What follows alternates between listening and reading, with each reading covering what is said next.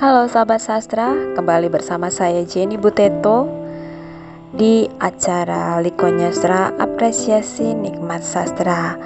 Kami ucapkan terima kasih banyak buat kamu yang masih setia mendengarkan acara ini di kanal YouTube Literasi Kopi setiap hari Minggu jam 8 malam. Nah, mudah-mudahan akan ada banyak lagi yang subscribe channel YouTube Literasi Kopi, yang nge-share acara ini, dan terima kasih buat kamu yang sudah nge-like dan komen. Semoga kamu dilimpahkan banyak rezeki. Nah, ini tanggal baik ya hari ini, tanggal 10 Oktober 2021. Mudah-mudahan hari ini hari yang cukup berkesan dan kesannya baik ya.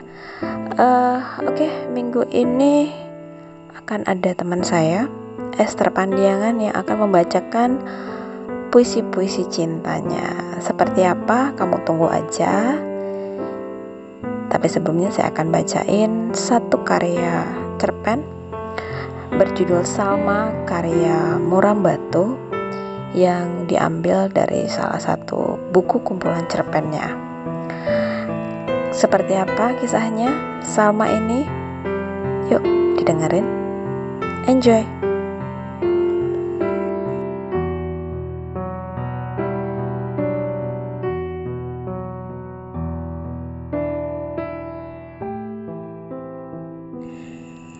Salma karya Muram Batu.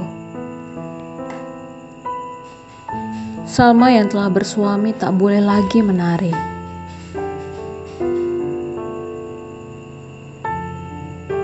Senyum manis dan tawanya pun tak boleh sembarangan. Semuanya harus dijaga agar fitnah tidak mengemuka. Sejatinya soal fitnah, Salma sudah sering mendapatkannya sejak remaja. Ya, ketika remaja lain sibuk sekolah, Salma sudah sering pulang malam.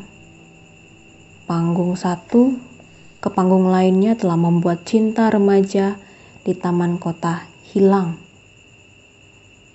Perhatikanlah, di pohon, taman, atau di bangku panjang dekat kolam yang ada air mancurnya, pasti tak ada nama Salma. Namun, dalam otak lelaki dan perempuan yang iri, nama Salma terukir indah.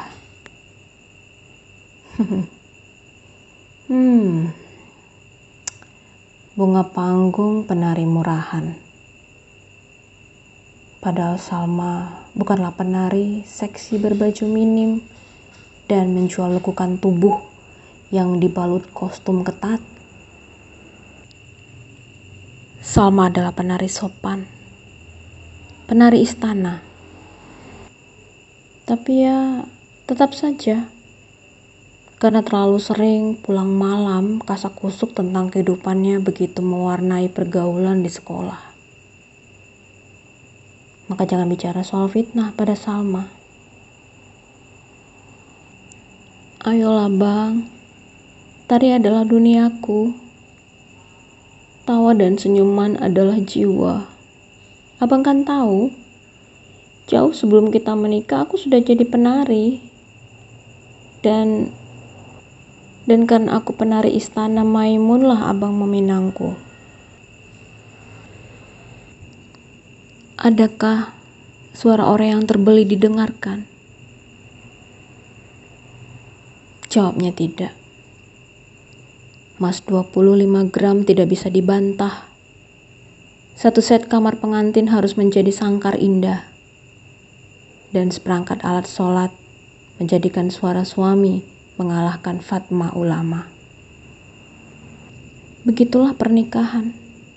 Salma merasa tak mampu melawan itu. Bang, ketika kita memadu kasih, tak pernah abang katakan soal ini. Salma mengalihkan pandangannya ke jendela. Wajah Rusdi, sang suami, memerah. Wajahnya yang sebelumnya terteduh berubah beringas. Sekarang kau istriku, jadi dengar kataku.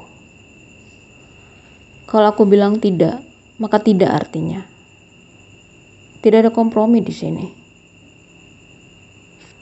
Lalu, tak ada lagi kata. Salma sibuk memandangi jendela. Sudah berulang kali ia ucapkan keinginannya itu, tetap saja tak berhasil. Padahal, jika dia diperbolehkan menari, pendapatan keluarga bisa bertambah. Salma memandang suatu titik di luar sana. Sepasang remaja bergandengan tangan sambil menyeberangi gang kecil yang sepi. Ada kebahagiaan, kisah kasih yang tidak membicarakan risiko. Mbak anak kecil yang bersepeda dengan kencang di jalanan ketika lebaran tiba. Di tangannya senapan mainan, di kantongnya menumpuk uang paman, dan di mulutnya masih menyisakan sisa makanan. Keadaan semacam itu, Mas yang sama sekali tidak berpikir apa kata orang. Itu adalah sebuah keindahan yang begitu ingin Salma rasakan. Ya, sejak remaja, hidupnya telah diatur oleh apa kata orang. Ia tidak bisa bebas, serasa selalu saja ada kamera pengintai yang siap merekam apapun yang dia lakukan. Dan kalau usianya mencapai 25 tahun, ia memiliki harapan akan terbebas dari beban itu semua. Rusdi datang dengan kereta kuda putih seperti dalam cerita pelipur lara. Tidak gampang memang. Rusdi harus melakukan perjuangan berat untuk meraihnya. Bagaimana tidak? Tahunan menghadapi pandangan nafsu sekian lelaki telah membuat Salma muak. Dari lelaki semacam itulah nama Salma semakin digunjingkan. Dari lelaki semacam itulah Salma berpikir kalau semuanya tetap mengarah pada selangkangan dan gengsi. Ya, gengsi karena bisa menaklukkan seorang perempuan. Ayolah, Rusdi juga lelaki. Berarti sama saja.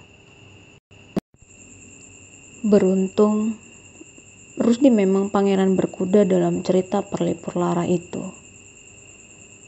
Dia begitu sabar dan yang terpenting, dia tidak memiliki pandangan seperti lelaki lain. Ya, Salma melihat ada ketulusan dalam tatapan Rusdi. Aku ingin membawa kamu ke perkampungan yang namanya keluarga, ungkap Rusdi kala itu. Tak pelak, Salma melayang dan langsung siap dijadikan istri. Menariknya lagi, kalau berpacaran, Rusdi bukanlah lelaki yang memulai menyentuh jemari, pelan-pelan memeluk lalu lembut mencium, hingga kemudian beringas meremas. Ujung-ujungnya lemas di pembaringan. Tidak. Rusdi sama sekali tidak menyentuh Salma selama berpacaran. Luar biasa, pikir Salma kala itu. Tai! Salma menutup jendela walau hari masih terang benderang.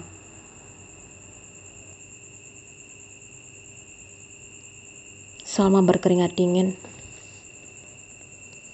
Dia tetap berdiri di samping panggung sama sekali tak bisa berpikir. Murid SD yang tidak bisa menghafal juz amna. Salma siap menerima amuk guru agama. Ya, sudah lebih 3 tahun dia tak menari lagi. Waktu yang relatif panjang. Badan bisa kaku dan gerakan bisa saja tak lembut, lentik maupun luwes. Untungnya meski dapat larangan menari oleh suami, Salma tetap berlatih. Menari di pinggir tempat tidur, di kamarnya yang tak begitu luas. Maklum, Rusdi bukanlah seorang suami yang memiliki rumah sendiri. Dia bawa Salma tinggal bersama orang tuanya dan berharap warisan rumah ketika orang tuanya itu tiada. Karena itu, ketika Rusdi berangkat kerja, Salma sembunyi-sembunyi melatih diri. Sendiri, tanpa ada yang tahu. Sayang, menari bukan hanya sekedar menggerakkan badan. Tari adalah sesuatu yang kompleks, semacam hidup. Dia butuh interaksi sosial agar roh dari gerakan mampu mempengaruhi yang lihat. Pikiran dalam gerak bisa tersampaikan ke penikmat. Maka bukan suatu yang tak wajar jika saat ini Salma merasa tak siap. Tubuhnya masih bagus, gerakannya juga masih luwes, dan romannya masih menawan. Namun ia berkeringat dingin. Sudah lebih 3 tahun tak menari di depan orang, membuat mental Salma melempem bak kerupuk yang terkena air. 1 menit lagi Salma, siapkan mentalmu. Salma yang primadona sudah kembali lagi. Tunjukkan pada mereka, kata Laila, rekan satu grup Salma menari. Zapin, tarian yang begitu disuka Salma. Gerakan hingga ketukan musik terhafal di luar kepala Salma. Bahkan ketika dia menari di pinggir tempat tidur, Zapin adalah tarian yang dia pilih untuk berlatih. Ya, menari sendiri tanpa teman dan juga musik. Salma bisa. Namun kini ketika dia sudah memakai kostum, rekan menari lengkap, dan pemusik yang bersemangat, kenapa dia merasa tak bisa apa-apa? Aku takutlah, bisik Salma. Laila mengerutkan dahi. Tak lama kemudian dia tertawa. Salma takut naik panggung. Apa aku salah dengar? Ucapnya. Sudah sangat lama. Sudah 3 tahun. Baru 3 tahun. Entahlah. Aku merasa tak siap. Laila terdiam. Dipandanginya rekannya itu dalam-dalam. Bagaimanapun kau harus naik panggung. Bukankah itu yang kamu minta? Bukankah gara-gara keinginan menari telah kau hancurkan rumah tanggamu? Ayolah Salma, kau bukan penari baru. Kau hanya cuti 3 tahun. Tak ada masalah. Lihatlah, penggemarmu sudah menunggu. Mau kau kecewakan harapan mereka untuk melihatmu menari lagi? Salma terdiam. Dia intip penonton yang datang. Benar kata Laila, pikir Salma. Gedung yang tak luas itu penuh sesak. Lelaki dan perempuan duduk tak berjarak. Baiklah. Demi segala sesuatu yang telah kulakukan, aku siap menari sekarang, tegas Salma. Dan Salma memasang senyum. Penonton bersorak. Mereka berdiri tak lagi duduk rapi. Musik mengalun. Salma mulai bergoyang. Rekan-rekannya juga serentak mereka bergoyang bersama Salma. Kombinasi gerak yang cantik, energik. Tapi tak lama kemudian penonton berhenti bersorak. Satu persatu mulai menangis. Penonton mulai duduk. Salma terus menari, semakin menjadi bak orang kesurupan. Tak ada gerakan yang salah. Tariannya malah sangat menawan. Penonton makin menangis. Malah ada yang sampai mengeluarkan isak keras. Salma seakan tak peduli. Kerinduan akan tari telah menutup matanya. Dia terus menari dengan total. Sementara Laila dan rekan tari Salma yang lain mulai menyingkir ke pinggir panggung. Baru ketika tarian selesai, Salma baru sadar kalau hanya dia sendiri yang menari. Salma bingung begitu melihat penonton dan rekannya menari mengeluarkan ratapan sedih. Pandangan mata yang menyuarakan ketidakberdayaan. Salma tersinggung. Dia marah dengan sikap semua orang yang ada di sana. "Apa seorang narapidana pun tak boleh menari?" teriaknya tertahan. "Salma!" teriak Laila sambil mengejar Salma yang telah lari ke ruang rias. Laila menemukan Salma yang sedang menyudut di ruang rias. Wajahnya basah oleh air mata, namun tak ada isak di sana. Tatapan Salma pun begitu buas, tidak seperti orang yang sedang menangis. Sebuah kombinasi yang aneh. Mata menantang, sedang wajah memelas. "Kami sedih, Salma.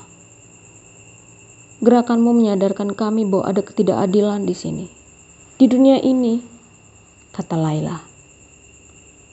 Salma tak menjawab. Tubuhnya mulai bergetar. "Maaflah, Salma. Kami tak sanggup melihat kamu yang menderita seperti ini. Kami ingin membantumu, tapi hanya inilah yang bisa kami lakukan," sambung Laila. Salma tetap tak menjawab. Tubuhnya mulai tenang, sementara wajahnya semakin basah. Laila menyingkir. Ditinggalnya Salma sendirian. Mungkin Salma tak ingin diganggu dulu, pikirnya.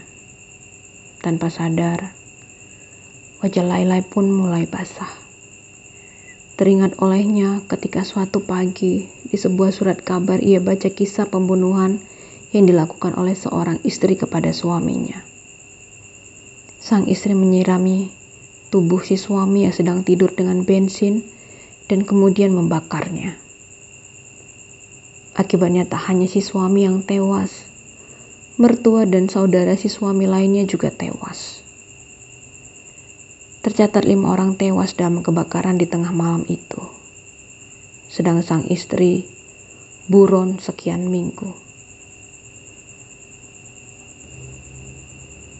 Lalu ketika si istri ditemukan, ada pengakuan yang mengejutkan.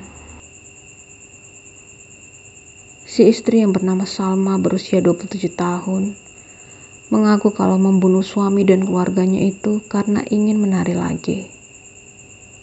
Laila tersentak kala itu. Tak lepas matanya memandang foto Salma dengan dalam. Laila menjerit, menangis tak terkira seperti kala ini. "Bagaimana Salma lah?" sambut rekannya. Laila menggeleng, duduk dan terus menangis.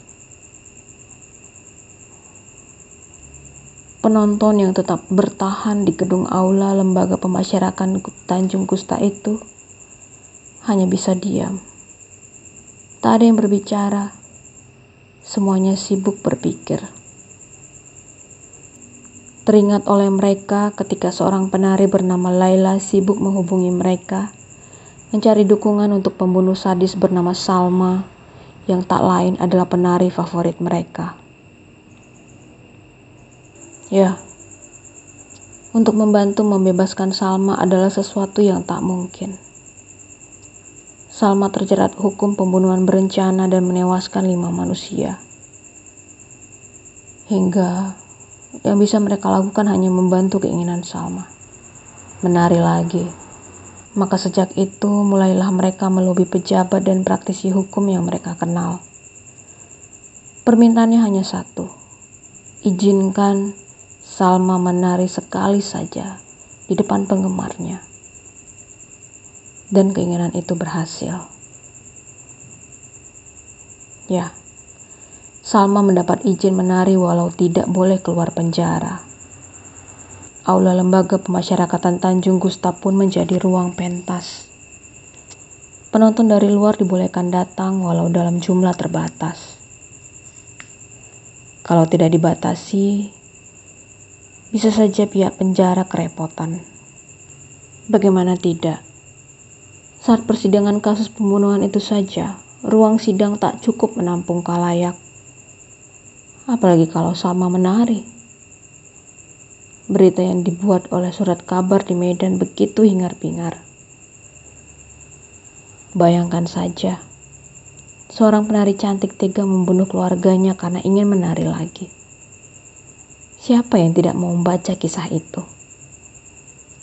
Karena itulah, penonton yang hadir di aula tak lain orang-orang yang memang berperan dalam memperjuangkan Salma untuk menari lagi. Dengan kata lain, penonton yang terpilih. Tanpa diduga, Salma memasuki aula. Seluruh mata mengarah padanya. Mainkan musik yang berirama pelan dan mengalun, ucap Salma. Para pemusik menurut, walau sedikit aneh bagi mereka. Ya, tari Melayu adalah tarian riang dengan irama yang cepat. Kini mereka harus memainkan irama yang lembut dan lambat. Terserahlah, pikir mereka. Yang penting Salma menari. Maka mereka mengikuti gerakan Salma. Tak sulit, gerakan Salma seakan menjadi panduan bagi mereka. Bak not balok yang mengarahkan ketukan dan tempo, serta irama dengan benar. Tarian baru tercipta, musik baru tercipta. Penonton dan pemusik terkesima.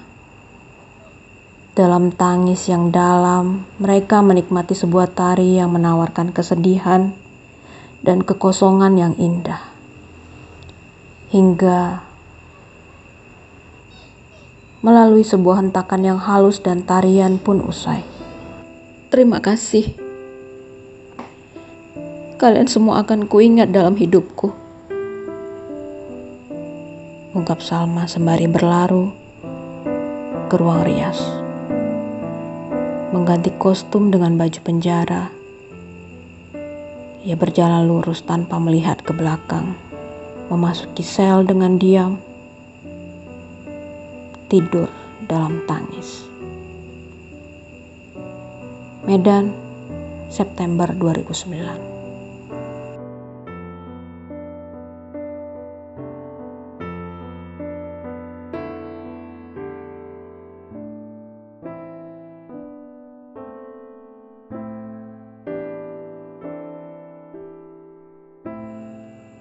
Demikian kita sudah dengarkan kisah Salma, cerpen dari karya Muram Batu. Semoga bisa menjadi inspirasi untuk berkarya, menjadi bayangan kira-kira kita kalau tidak dipenuhi keinginannya, hal ternekat apa yang bisa kita lakukan. Tapi semoga tidak melakukan hal-hal yang buruk pada orang, tetapi berusaha untuk mewujudkannya dengan cara yang baik dan benar, tanpa harus menyakiti orang lain dan diri sendiri. Oke, semoga kita masih penuh dengan cinta. Ya, seperti kata John Fowler, datanglah mencari cinta, jangan mencari keributan ya, karena itu akan menyebabkan orang-orang menjadi gaduh, situasi jadi keruh, dan menyebabkan kerugian bagi orang-orang. Nah, berikut ini adalah puisi cinta dari teman saya Esther Pandiangan. Seperti apa? Mungkin aku akan kenalin sedikit dia sosoknya. Esther Pandiangan ini penulis buku, lama jadi jurnalis, sempat berdiam di Medan, tapi kemudian hijrah ke Jakarta dan bekerja jadi jurnalis di sana, kemudian melahirkan beberapa buku. Yang terakhir bukunya adalah Sebab Semua Orang Suka Seks. Wow, sangat provokatif ya judulnya, tetapi bukunya cukup mendidik lah tentang seks ya, tapi bukan seperti Kama Sutra tentu saja ya. Oke, seperti apa perasaan cinta seorang Esther Pandiangan, teman saya yang kenangan paling enak itu waktu di Jakarta ya, kami berdua sama-sama jomblo, terus ngeteh di Taman Ismail Marzuki sampai malam. Tehnya itu teh poci yang direfill beberapa kali. Ngobrolnya tuh macam-macam dah pokoknya. Yang penting happy. Enaknya punya temen yang sefrekuensi begitu ya. Cuma dia frekuensinya agak naik turunnya itu ekstrim. Oke lah, silakan menikmati, dan semoga buat kamu yang lagi berbunga-bunga minggu ini karena malam mingguan dengan kekasih, selamat menikmati keindahan. Dan walaupun gak ada yang sedang dirindukan, gak apa-apa, enjoy aja hidupnya. Masih banyak teman-teman yang bisa menghibur dan menemani. Oke, ini dia, enjoy.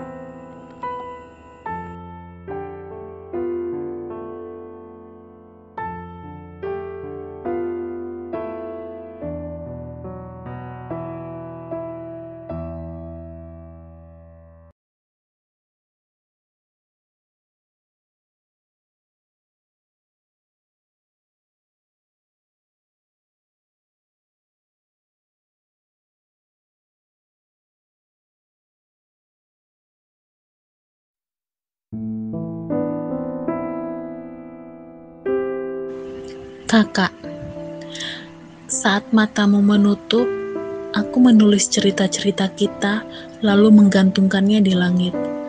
Berharap salah satu atau semuanya diamini kehidupan.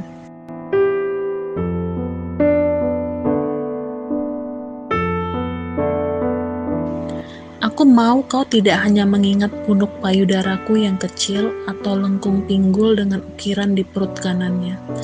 Aku mau kau juga mengingat roti dan telur yang kusiapkan untuk sarapan pagimu. Aku mau kau paling mengingat usapan di cambang serta kecupan hangat di kepala pelontosmu sambil kubilang, aku sayang denganmu.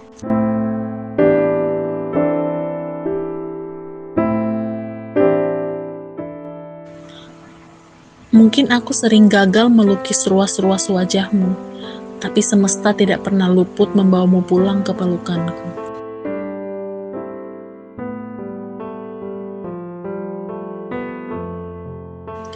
Aku pernah membayangkan anak kecil berambut keriting coklat dengan wajah separuh kita berlari di kebun memeluk pinggangku atau memanjat bahumu.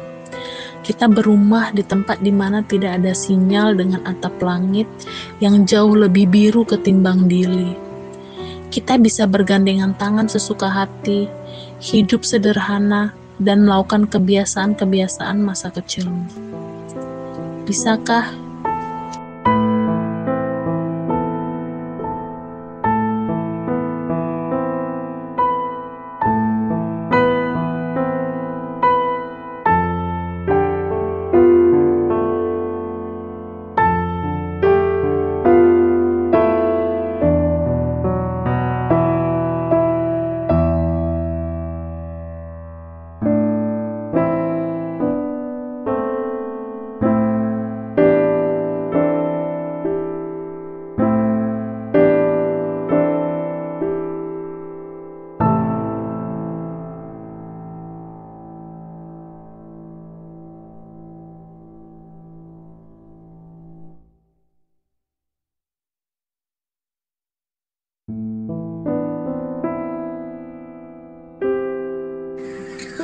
Hujan di kota RJ. Oh iya, malam ini bau bumi RJ masih tersisa di pori-pori. Begitu juga ruap hangat lembab kulitnya yang membaui hidung. Sisa tetesan di kening mengucur ke leher kurus jenjangnya.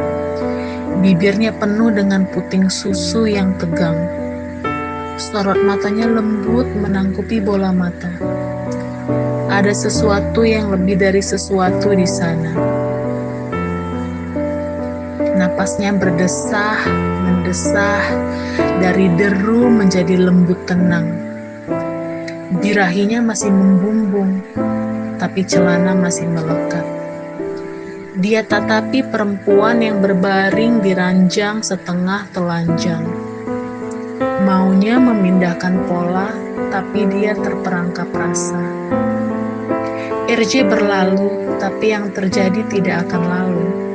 Semua lebih dari jari-jari kurus yang meremasi dada, juga tidak terbatas gesekan pelir.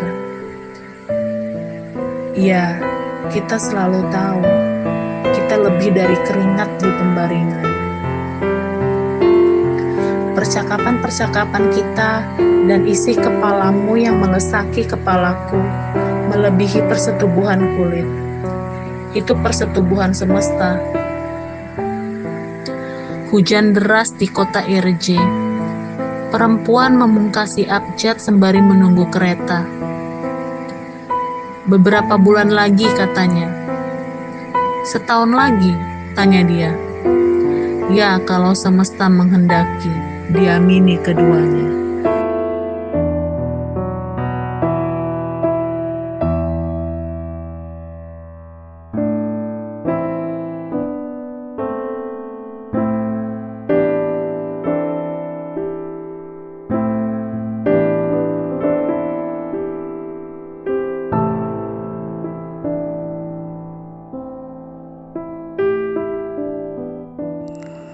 Ayo, siapa yang punya niatan buat ngubungin pacarnya habis dengerin puisi cintanya Esther?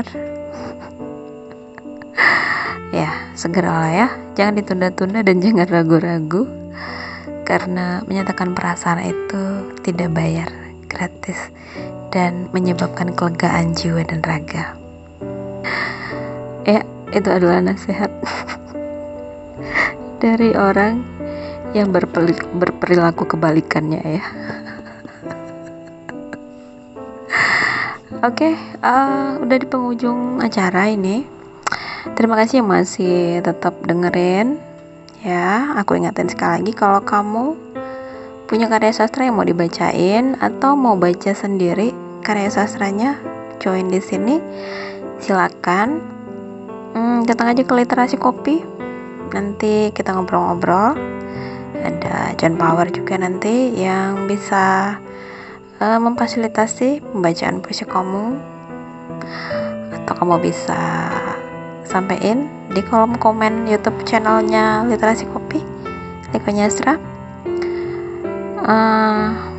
Jangan lupa subscribe, like dan komen, juga share ya, supaya lebih banyak lagi teman-teman yang boleh untuk ikutan acara ini, mendengarkan atau didengarkan puisinya, monolog maupun cerpen. Karena ini adalah wadah kita untuk mengapresiasi nikmatnya bersastra.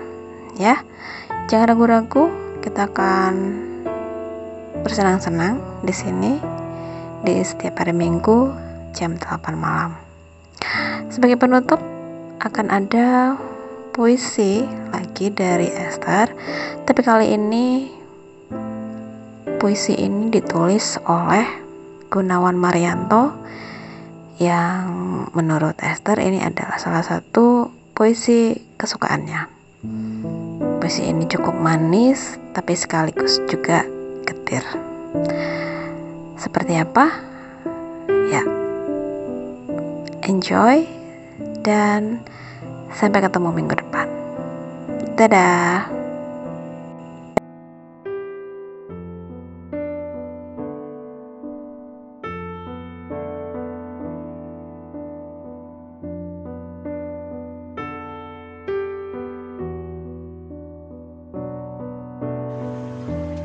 Banowati, karya Gunawan Marianto. Bahkan Tuhan pun lupa kenapa aku mencintaimu. Aku lupa, ini cinta atau apa? Ini cinta atau apa? Tapi kau telah menggodaku semenjak kali pertama melintas di ruang rias. Melintas sebenarnya mengeras. Lalu tinggal lagu-lagu senja mengekalkan pagi-pagi Hastina.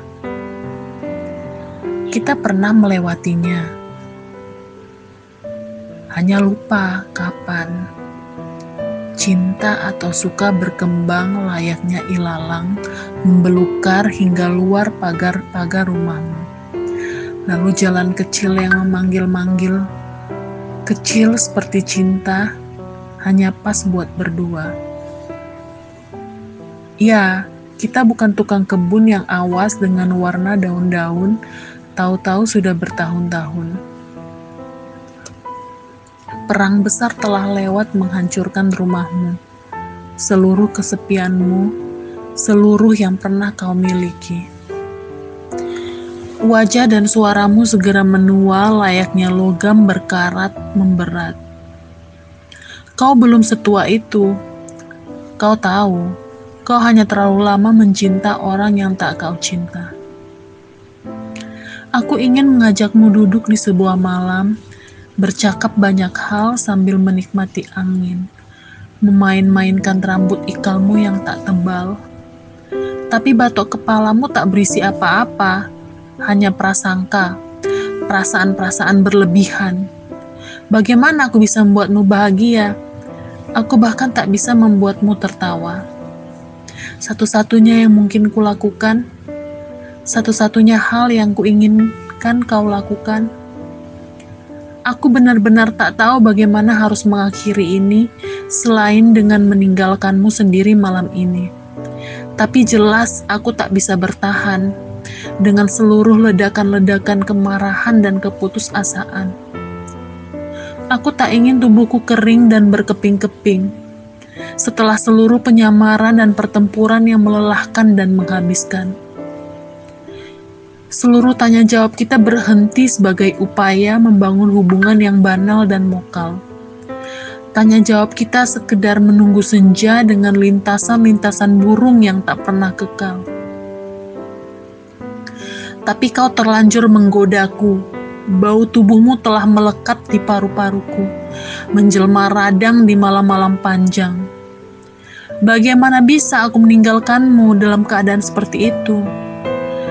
Bagaimana aku bisa meninggalkanmu dalam kesedihan serupa itu?